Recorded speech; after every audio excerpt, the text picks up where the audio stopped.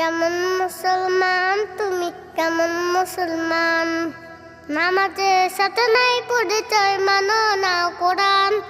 নামাজের সাথে নাই পরিচয়, মানো না কোরআন।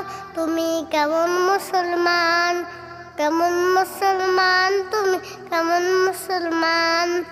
তুমি রমজানেলে রাখো না রোজা, দিনকে করো ঘাট। পয়সা করি নেই কো অভাব, তাও না তো জাকাত। তুমি ইমানদারির বড়াই করো, এই তোমার ইমান।